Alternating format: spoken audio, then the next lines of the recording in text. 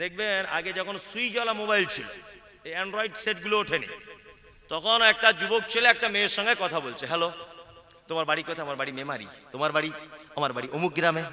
আচ্ছা আচ্ছা আচ্ছা, দুজনে খুব গল্প করছে, তোমাকে আমি বিয়ে করব, তুমি আমার সোনা, তুমি আমার জান, আই লাভ ইউ, অমুক তমুক, তোমায় ছাড়া বাঁচবো না, খুব চলছে আর কি, প্রায় 1.5 বছরের কাছাকাছি। ছেলেটা সুইচওয়ালা মোবাইল, ও তখন বলছে যে দুজন একটু দেখা করলে হয় না? হ্যাঁ, 1.5 বছর, তুমি সোনা, তুমি জান, তুমি আমার অমুক, তুমি কলিজা, তোমায় ছাড়া বাঁচবো না, খুব চলছে। দিয়ে তখন মেয়ে আর ছেলে দুজনাই রাজি হয়ে গেছে, দেখা করবো। কোথায় করবি দেখা? বলছে মেমারি রেল স্টেশনের পাশে। ছেলেটা বলছে তোমাকে তো কোনোদিন দেখিনি, তা তুমি আমায় কি করে চিনবে?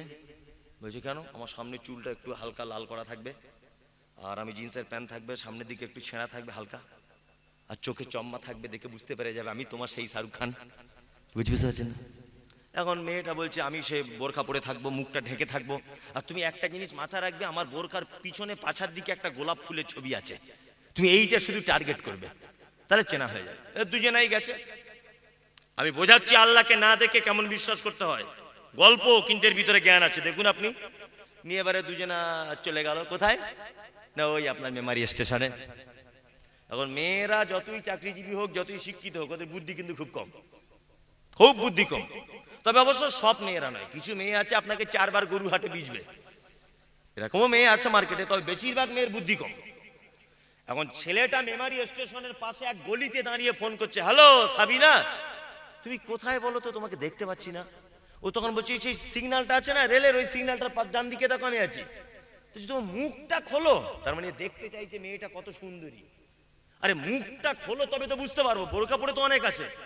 ও মুখটা এরকম করে যেই খুলেছে, আর ও দূর থেকে গলিতে দেখছে আল কাতরার মতো কালার, আর দাঁতগুলো বড় বড়। আচ্ছা বলুন, ও গিয়ে জড়িয়ে ধরবে না ফোন আচার মেরে ভেঙে বাড়ি চলে আসবে? হ্যাঁ, ফোন আচার মেরে ভেঙে বাড়ি চলে আসবে।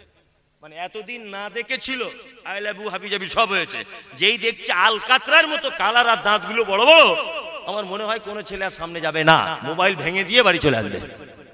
কি বলছি বুঝতে পারছেন? তার মানে এই গল্পটা দিয়ে আপনাকে বোঝাতে চাইছি, একজন প্রেমিক আর একজন প্রেমিকার অরিজিনাল প্রেম না দেখার আগ পর্যন্তই থাকে, আর দেখে ফেললে তখন কোনো না কোনো অভিযোগ চলে আসে। কি বলছি বুঝতে পারছেন? আপনি যদি আল্লাহকে দেখতে পেতেন না, তা আপনি বলতেন আমাদের আল্লাহ সব ভালো, আল্লাহ নাকটা যদি একটু উঁচু হতো দেখতে আরো ভালো লাগতো, এটা আপনি বলতেন। বলতেন কি বলতেন না? আল্লাহ সব ভালো, আল্লাহ যদি কান দুটো আর একটু বড় বড় হতো তাহলে মানাতো খুব, এটা মনে মনে হতো কি হতো না? হতো। আপনি আল্লাহর ব্যাপারে এই সমস্ত ধারণা রাখতেন কি রাখতেন না? রাখতেন।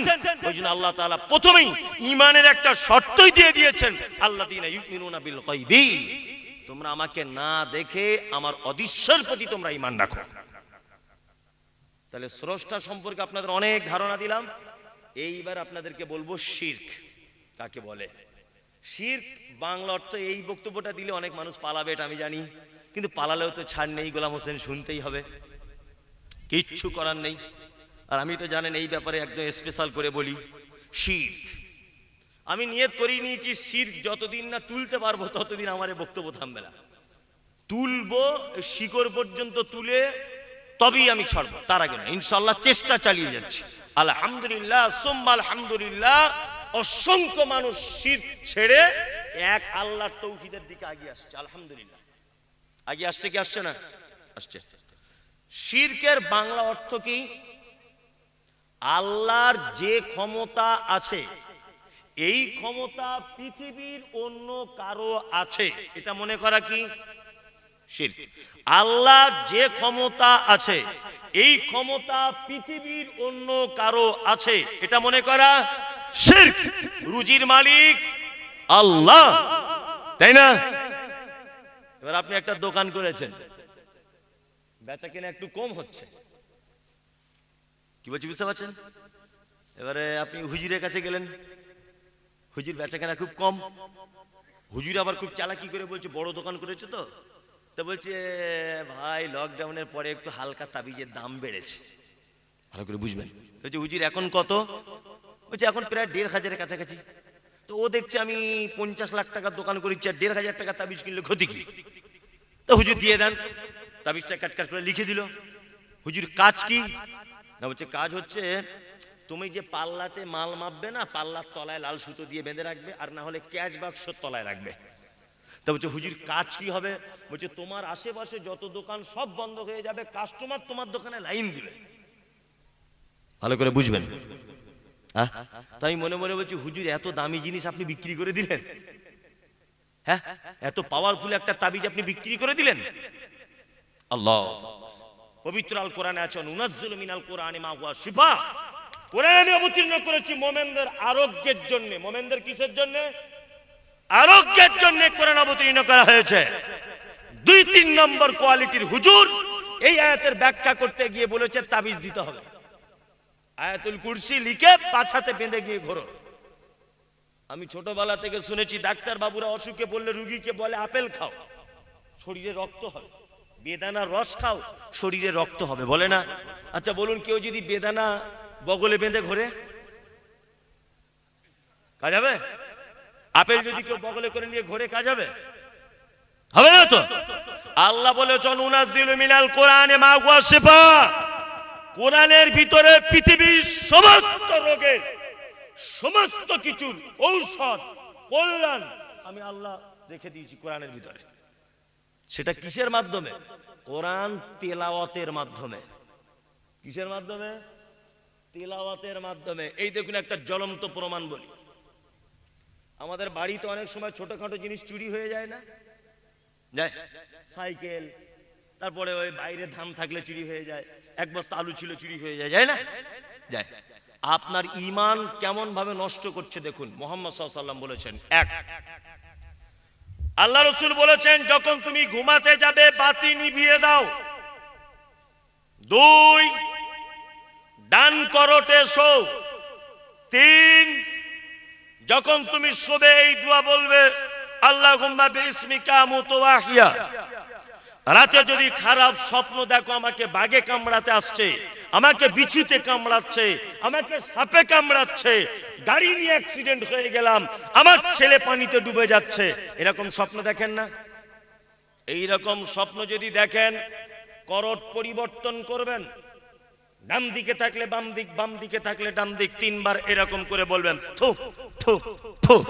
আর একটা বলবেন, আউযু বিল্লাহি মিনাশ শাইতানির রাজীম। ঘুম ভেঙে গেল। আল্লাহ নবী সাল্লাল্লাহু আলাইহি ওয়াসাল্লাম বলছেন ঘুম থেকে উঠে খাবারের হাঁড়িতে হাত দিতে পাবে না, পানির পাত্রে হাত দিতে পাবে না, লবণের পাত্রে হাত দিতে পাবে না। দিতে পারো, তবে দোয়ার আগে তোমার হাতটা কবজি পর্যন্ত ধুয়ে নাও, তারপরে খাদ্যদ্রব্যে হাত দাও। কেন হাত পর্যন্ত ধুতে হবে? এই পর্যন্ত। তারপর আল্লাহ রাসূল বলছেন রাতের বেলা তোমার হাত কোথায় চলে গেছে তুমি নিজেই জানো না। হয়তো এমন জায়গা চুলকাচ্ছিল, লুঙ্গি খুলে হাত ঢুকিয়ে চুলকে দিয়েছেন। হতে পারে কি পারে না? পারে। এমন জায়গায় চুলকাচ্ছেন আপনার হাতে জীবাণু লেগে যেতে পারে, তার মাধ্যমে নখের ভিতরে ময়লা ঢুকে যেতে পারে, তার মাধ্যমে আপনি অসুস্থ হতে পারেন। পারেন কি পারেন না? মুহাম্মদ সাল্লাল্লাহু আলাইহি ওয়াসাল্লাম তিনি বলেছেন হাতটাকে ঘুম থেকে উঠে ভালো করে ধুয়ে তারপরে তুমি কোন জিনিসে হাত দেবে। এইগুলো যা বললাম সব কি সুন্নাত, তাই তো? চলুন ঘুম থেকে ওঠার সময় দোয়া বলবেন, আলহামদুলিল্লাহিল্লাযী আহইয়ানা বা'দা মা মাতানা ওয়া ইলাইহিন নুশুর।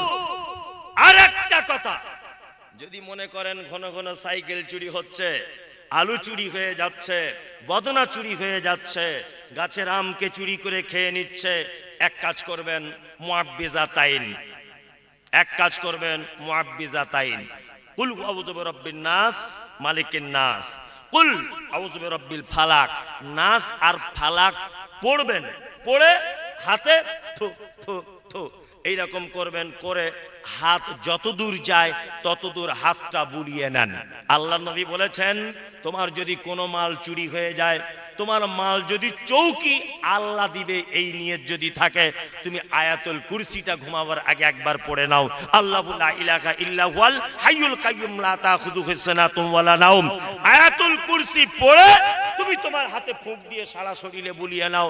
তোমার ধানের বস্তা, তোমার পাটের বস্তা, তোমার আলুর বস্তা, তোমার মোটর সাইকেল, তোমার সাইকেল, সমস্ত কিছু সারা রাত পাহারাদারিত্বের দায়িত্ব গ্রহণ করবেন আল্লাহ। কে? আল্লাহ। এইখানে দেখুন কত বড় শিরক করে দিয়েছে। সাইকেল আপনার চুরি হয়ে গেল, গ্রামের হুজুরের কাছে গেলেন, হুজুর সর্বনাশ হয়ে গেল। তো যে কি, সাইকেল চুরি হয়ে গেছে হুজুর। আচ্ছা আচ্ছা আচ্ছা, ঠিক আছে ঠিক আছে ঠিক আছে। হুজুর একটু হাতটা দেখে বলুন না কে নিতে পারে।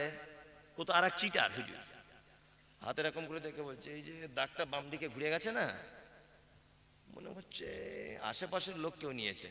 তা সাইকেল আশেপাশের লোক চুরি করে না, তো আমেরিকা থেকে চোর আসে?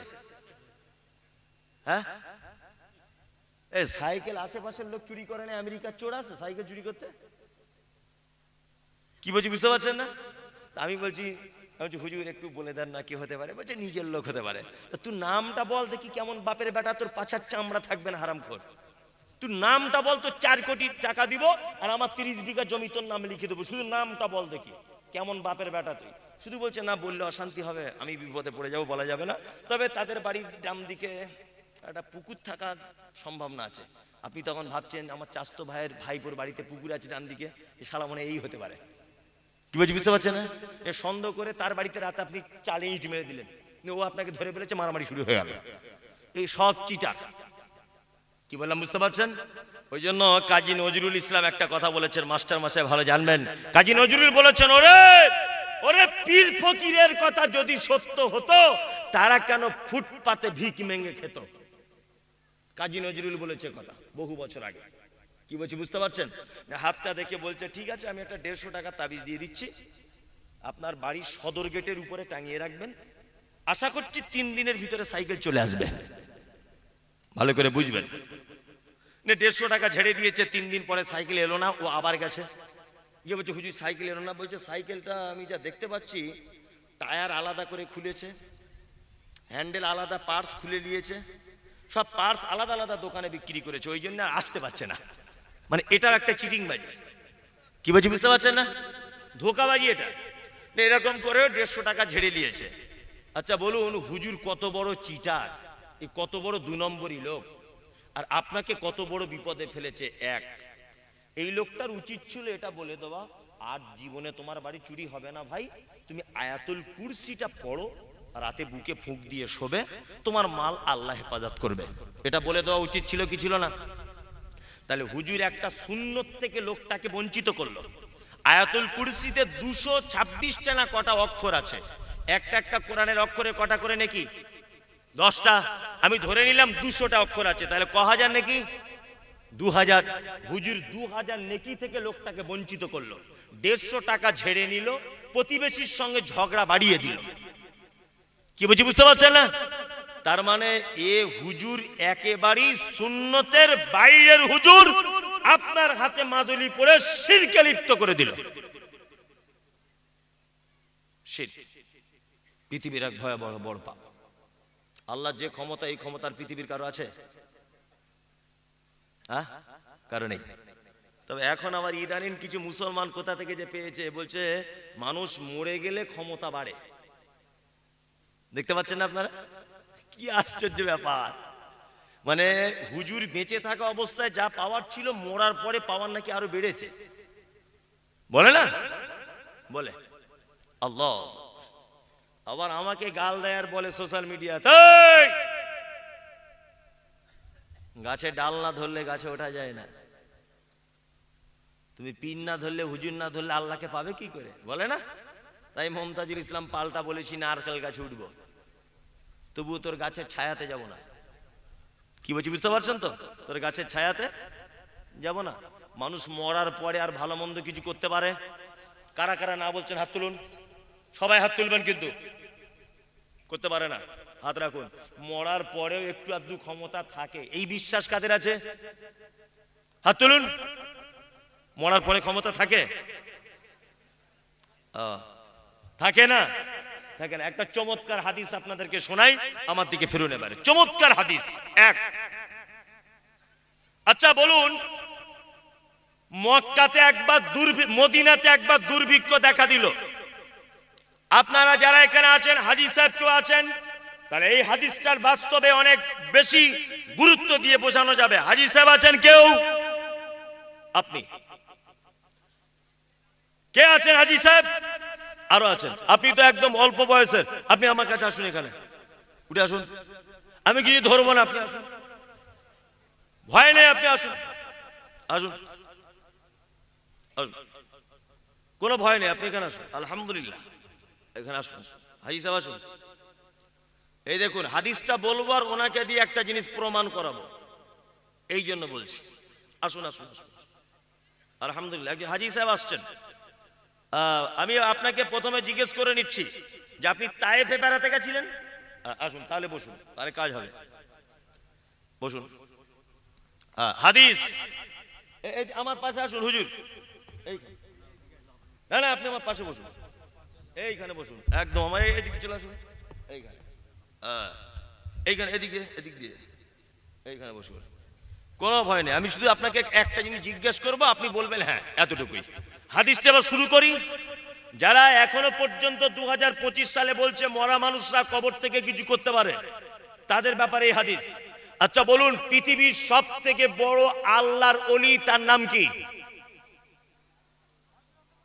ইয়েস, হযরত মুহাম্মদ, জোরে বলুন, সাল্লাল্লাহু আলাইহি ওয়াসাল্লাম। তারপরে দ্বিতীয় আল্লাহর ওলি কে? আবু বকর, ইয়েস আবু বকর। তারপর ওমর, তারপর উসমান, তারপর আলী, সাদ ইবনে আবি ওয়াক্কাস, আর অন্যান্য সাহাবীগণ আছেন। এরা হচ্ছে আল্লাহর ওলি, তাই না? আচ্ছা, মদিনাতে একবার দুর্ভিক্ষ দেখা দিল, আল্লাহর নবী কোথায় শুয়ে আছেন? মদিনায়। আপনি জানেন মদিনাতে শুয়ে আছেন আল্লাহ রাসূল। আমি তো প্রায় মাসে মাসে যাই। আমি 2 মাস আগে 3 মাস আগে ঘুরে এসেছি মদিনা থেকে, আবার যাবো ইনশাআল্লাহ। এই 12 তারিখে আমার মানে ওমরার টিম আছে, আবার পরের মাসে আমি যাব। যাই হোক, তা দেখে এসেছি আমরা আল্লাহ নবী সাল্লাল্লাহু আলাইহি ওয়াসাল্লাম যেখানে শুয়ে আছেন, ওইখানে পবিত্র আল কোরআনে একটা আয়াত লেখা আছে, কি? ইয়া আইয়ুহাল্লাযীনা আমানু লা তারফাউ আসওয়াতাকুম ফাওকা সাউতিন নবী। তোমরা যারা ঈমান নিয়ে এসেছো তোমরা শোনো, নবীর কণ্ঠস্বরের উপরে যেন তোমাদের কণ্ঠস্বর উঠে না যায়, তাহলে তোমাদের আমল সব বাতিল। ওই জায়গাটায় যাওয়ার সময় কোন রকম মানুষ কথাবার্তা বলে না, আস্তে আস্তে আস্তে আস্তে আস্তে আস্তে সালাম দিতে দিতে ইয়া রাসূল আসসালামু আলাইকা, ইয়া হাবিব আসসালামু আলাইকা, ইয়া নবী সালামু আলাইকা বলতে বলতে বলতে বলতে সবাই চলে যায়, তাই তো? নাম্বার 2, ওইখানে কোন এরকম করে কেউ কিছু চায়, হাত তুলে দোয়া টোয়া করে না। একটা কথা আপনাকে বলে রাখছি, মদিনায় দুর্ভিক্ষ, বৃষ্টি হয় না। আল্লাহ রাসূল পৃথিবীতে নেই, তখন খলিফাকে হযরত ওমর, কে? ওমর। মানুষ, সমস্ত মানুষ হযরত ওমরের কাছে এসেছেন, এসে বলছেন, আমিরুল মুমিনিন, আমিরুল মুমিনিন, বৃষ্টি হয় না, ফসল নষ্ট হয়ে যাচ্ছে, খাজুর নষ্ট হয়ে যাচ্ছে, গৃহপালিত পশুগুলো মারা যাচ্ছে, আপনি যদি একটু দোয়া করে দেন তাহলে মনে হয় বৃষ্টি হতে পারে। আল্লাহ নবী সাল্লাল্লাহু আলাইহি ওয়াসাল্লাম, সাহাবী ওমর কি বললেন? আমি কেন দোয়া করতে যাব? আগে যখন আল্লাহর নবী বেঁচে ছিলেন, আল্লাহর নবী দোয়া করলে আসমান থেকে বৃষ্টি হতো। এখন নবীজি বেঁচে নেই, তবে এক কাজ করতে পারো, নবীর চাচা বেঁচে আছে, তার নাম আব্বাস রাদিয়াল্লাহু তাআলা আনহু। আব্বাস তখন ছিলেন কোথায়? তায়েফে। তায়েফে আপনি জানেন যে মসজিদে আব্বাস বলে আজ একটা মসজিদ আছে। হযরত আব্বাসের কবর একদম মসজিদের সাইডে সিঁড়ি দিয়ে উঠে সামনে। আল্লাহর নবীর সাহাবী, আল্লাহর নবীর চাচা আব্বাস যে জায়গায় বসে পড়াশুনো করতেন, বাসের উপর দিক দিয়ে, জানালার দিক দিয়ে ওই জায়গাটা মাটির ঘর, আজও বোঝা যায়, যায় না? যায়। লোক সব দলবদ্ধ ভাবে। হযরত ওমর বললেন, এক কাজ করো, নবীর চাচার কাছে যাও। নবীর চাচা হিসাবে সম্মান আসে, যদি নবীর চাচা দোয়া করে মনে হয় আসমান থেকে বৃষ্টি হতে পারে। মানুষ দলবদ্ধ ভাবে এলো, আসার পরে হযরত আব্বাসকে বলছেন, হে নবীর চাচা, আপনি একটু বৃষ্টির জন্য দোয়া করুন। আগে নবী বেঁচে ছিলেন, নবীজি দোয়া করলে বৃষ্টি হতো, এখন আপনি বেঁচে আছেন, আপনি দোয়া করলে বৃষ্টি হবে। হযরত আব্দুল্লাহ ইবনে আব্বাস দোয়া করলেন, দোয়া করতে করতে ও ঝড়ে বৃষ্টি হতে লাগলো। আজও পর্যন্ত সেই আব্বাসের দোয়ার বরকতে তায়েফের মাটিতে মাঝে মধ্যে বৃষ্টি হয়। ওই জন্য আপনাদের বর্ধমানে যেমন সবজি চাষ হয়, বাঁধাকপি, ফুলকপি, ধনিয়া পাতা, পালং শাক, তায়েফেও ঠিক তেমন আর সবজি চাষ হয় সেই আব্বাসের দোয়ার বরকতে। এই দেখুন, এই জায়গা আপনাকে আমি একটা জিনিস বোঝাতে চাচ্ছি, সেটা হচ্ছে এই, আল্লাহর নবী তো তখন মসজিদে নববীতে শুয়েছিলেন আয়েশার হুজরাতে, তখন তিনি মারা গেছেন, পৃথিবীতে নেই। তো হযরত ওমরের কাছে যারা দোয়া চাইতে এসেছে, হযরত ওমর তো তাদেরকে বলতে পারতেই আমার কাছে দোয়া চেও না, আল্লাহর নবীর কবরে গিয়ে চাও, এটা বলতে পারতো কি পারতো না? পারতো কি পারতো না? হযরত ওমর কোথায় পাঠালেন? আব্বাস নবীর চাচার কাছে। তার মানে হযরত ওমর তিনিও জানেন একটা মানুষ মারা যাবার পর তার আর কোনো ক্ষমতা থাকে না। বাচ্চা হয় না বলে যারা মাজারে যাচ্ছেন, রুজির জন্য যারা মাজারে যাচ্ছেন, অবশ্যই আপনি শিরকে কাবিরা নামক শিরকে আপনি একেবারে ব্যস্ত রয়েছেন। বড় শির, শিরকে আকবারে আপনি ব্যস্ত রয়েছেন। কিসের কারণে? এখনো পর্যন্ত 2025 সালে মানুষ এই বুদ্ধি নিয়ে ঘোরে যে পিন না ধরলে আল্লাহকে পাওয়া যায় না। কে তোমাকে যুক্তি দিল? আপনি ভেলোরে যাবেন আপনার ছেলেকে চিকিৎসা করাতে, ভেলোরে, ওখানকার ভাষা জানেন না, আপনি মূর্খ লোক। এ বারবার যায়, যাকে আমরা পাড়া গ্রামের ভাষায় বলি দালাল, বলি না? বলি। এ বারবার যায় লোক নিয়ে চিকিৎসা করিয়ে আনে। আপনি ওর কাছে গেছেন, গিয়ে বলছেন ভাই আমি তো চিনি না, আমার ছেলেটার ক্যান্সার, চলো না একটু দেখিয়ে দেবে। এ তখন বলছে 2000 টাকা লাগবে। আপনি 2000 টাকা দেবেন কি দেবেন না? দেবেন, কারণ আপনি তো চেনেন না, ও আপনাকে চিনিয়ে নিয়ে যাবে, তাই না? আচ্ছা আপনার নাম কি? আপনার নাম কি? জামির। ওর নাম জামির। আচ্ছা আপনি কি জানেন যে আমার একজন আল্লাহ আছে? জানেন? আল্লাহ কি জানে যে এইখানে জলসাতে জামির উদ্দিন বসে আছে? সে দেখতে পাচ্ছে কি পাচ্ছে না? পাচ্ছে। তা আল্লাহর সাথে আপনার পরিচয় আছে না নেই? আছে। তা কোন জায়গায় যদি পরিচয় থাকে সেখানে দালাল লাগে? দালাল লাগে? 4 বার আপনি ভেলোরে ঘুরে এসেছেন, তখন আর দালাল নেবেন না। তার মানে আমার সঙ্গে তো আমার রবের আগে থেকেই পরিচয় আছে, আছে না নেই? আছে। তার মানে আমরা দালাল ছাড়াই আল্লাহকে ধরবো ইনশাআল্লাহ। ইনশাআল্লাহ বলুন। ইনশাআল্লাহ। কোন দালালদের মাধ্যমে আমরা আল্লাহর কাছে পৌঁছাতে যাব না।